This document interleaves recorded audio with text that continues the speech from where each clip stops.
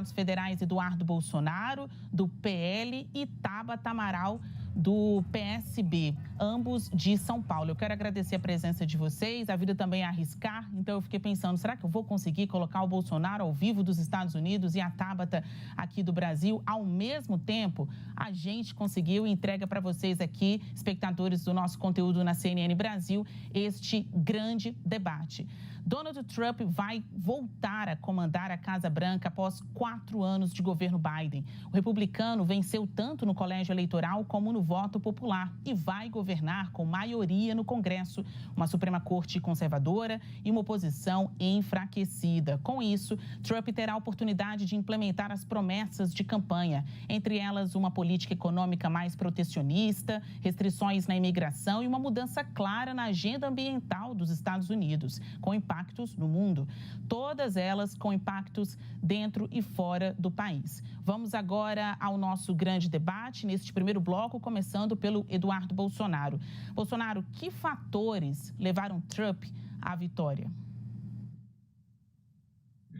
Basília, boa noite, deputada. Eu acredito que os principais fatores foram o foco na questão interna norte-americana, né? Ele está vendo o americano comum, né, da classe média, que é a maior parte da fatia aqui do eleitorado americano, ele está preocupado com a questão da inflação, né, que vem subindo muito, e o americano não é acostumado com essa questão da inflação. Então ele compara, por exemplo, como é que estava a vida durante o governo Trump e como é que está a vida hoje em dia. E nessa comparação, ele tem saudade do passado. Então esse é o primeiro aspecto positivo.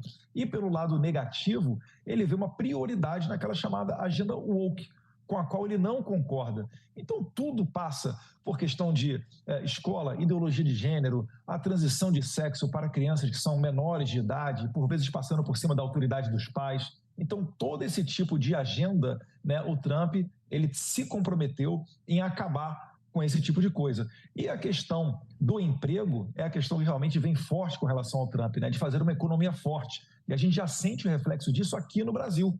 Tanto é que os investidores estão correndo para comprar dólar, o dólar disparou, porque eles acreditam que os Estados Unidos vai voltar a ser uma grande economia, vai virar, né, uma política muito mais pró-mercado, muito mais liberal e menos socialista. O Trump, que no governo passado fez a maior redução, a maior corte de impostos de toda a história dos Estados Unidos, um pouco a exemplo daquilo que ocorreu aqui durante o governo Jair Bolsonaro, onde mais de 4 mil itens, né, foram reduzidos os impostos e o governo acabou arrecadando mais. Então, esses fatores foram os principais que levaram o Trump a ter essa esmagadora vitória, inclusive no voto popular, que lá nos Estados Unidos a eleição ocorre através dos delegados, né? Quem ganha no estado leva todos os delegados daquele estado. E desde 2004, um presidente republicano não era eleito, tendo também consigo o voto popular. Ele colocou mais de 5 milhões de votos em cima da Kamala. Então isso foi um claro, né, recado da sociedade norte-americana, dizendo que prefere um presidente que foi censurado, que foi indiciado, que foi perseguido, ameaçado de ser preso, que ainda assim preferem esta pessoa do que qualquer outra alternativa proposta pela esquerda, seja Joe Biden, seja Kamala ou qualquer outro tipo de presidente. Então é um claro recado de que eles querem sim uma mudança. E isso daí já começa a vir aqui para o Brasil, né, nesse mundo globalizado que a gente vive, a afetar o imaginário do brasileiro. Porque se em 2016 Donald Trump foi eleito em circunstâncias improváveis, tal qual ocorreu com Bolsonaro em 2018, e também, né, os dois acabaram não sendo reeleitos reclamando de suspeitas, né, de um processo eleitoral duvidoso, agora Trump retornou à presidência. Então, por que não também Bolsonaro não pode ter a chance de fazê-lo? Lembrando que sim, tem que ser revertida a questão da inelegibilidade do presidente Jair Bolsonaro, mas aí eu deixo a pergunta para vocês da plateia. Por que Bolsonaro está inelegível? Por se encontrar com embaixadores? Por subir num caminhão de som, né, e dar um discurso no 7 de setembro?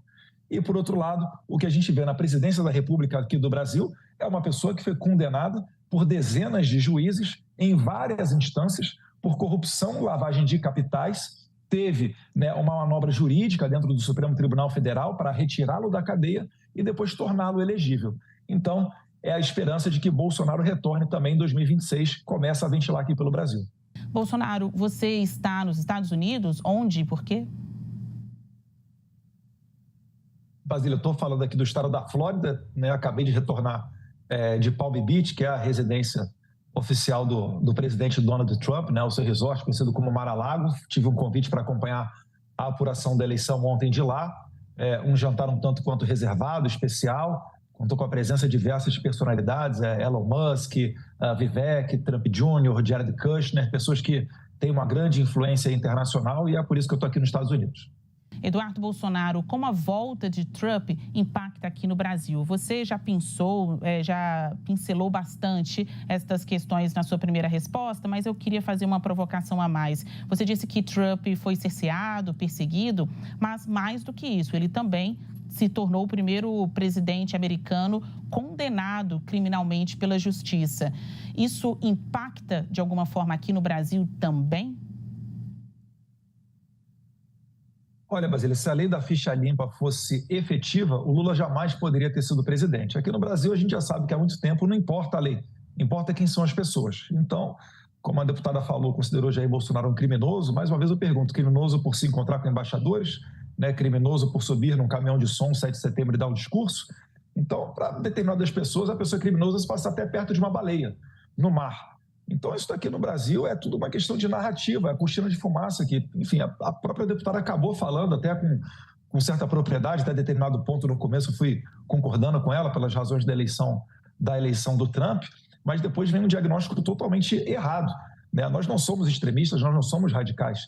Eu só não quero é que meu filho vá para a escola e retorne com uma orientação diferente. Eu quero que ele aprenda português, matemática, inglês, para de repente ter a mesma oportunidade e estudar no exterior, numa boa instituição. Então, acredito que é mais ou menos por aí. Agora, focado na pergunta que foi com relação aos impactos no Brasil, ele já começa a acontecer, né? Dias antes da eleição, o Lula, matéria da Folha de São Paulo, falou que uma eleição, uma vitória de Trump nos Estados Unidos, traria, né, em cena uma outra face do nazismo. E agora ele dá parabéns, né, e deseja sorte e sucesso ao presidente Donald Trump. Então, você já vê aí uma mudança nessa comunicação. No entanto, né, o núcleo duro do governo, como Gleisi Hoffmann, Fernando Haddad e o ministro Paulo Teixeira, não conseguiram ainda encaixar esse discurso, né? Estão falando, o Fernando Haddad falou que acordou uma manhã tensa, o Paulo Teixeira teceu críticas, muito além de críticas, né, quase xingamentos ao presidente norte-americano, a Gleisi Hoffmann mais ou menos no mesmo sentido. Então, o governo brasileiro ele vai ter que, primeiro, se acertar para ver que tom que ele vai adotar.